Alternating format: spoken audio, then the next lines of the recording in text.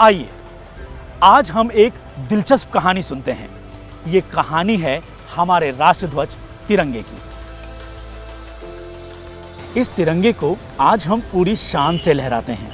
आजादी के जश्न पर हर साल अपने घर पर लगाते हैं। लेकिन इस तिरंगे का जन्म कब हुआ? कैसे ये हमारा राष्ट्रीय ध्वज बना? इसे जानने के लिए आइए पलटते हैं इतिहास के पन्नों को और चलते हैं साल 1947 में।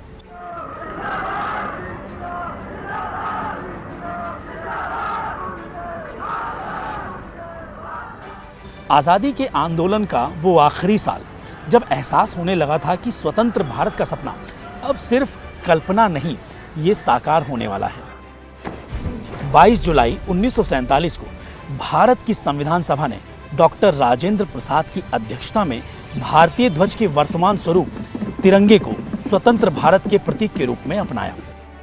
गुलामी की वो आखिरी रात, जब भारत की संसद में स्वतंत्रता का प्रस्ताव पारित किया गया था।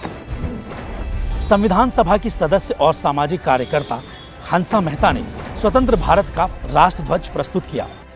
उन्होंने इसका महत्व और इसके नियम संसद के सामने रखे।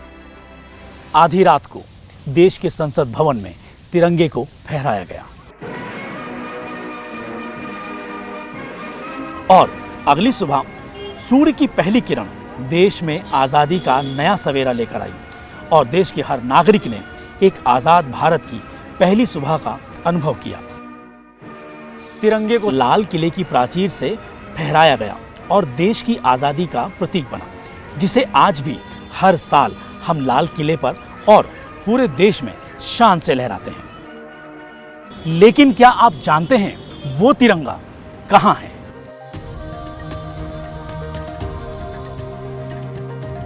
बारह फीट लंबे और 8 फीट चौड़े इस तिरंगे को आर्मी की सिख इन्फेंट्री बटालियन द्वारा फहराया गया था और वही तिरंगा आज भी दिल्ली में आर्मी बैटल ऑनर्स मेस के द्वारा सहेज कर रखा गया है। आइए आज हम सब इस पहले तिरंगे की कहानी को याद करें, जिसे आज भी हम हर साल लाल किले में और पूरे देश में शान से लहराते हैं और गर्व से अपने घर, अपनी गली, अपनी सोसाइटी में तिरंगे को शान से फहराएं और हर घर तिरंगा अभियान में शामिल हों।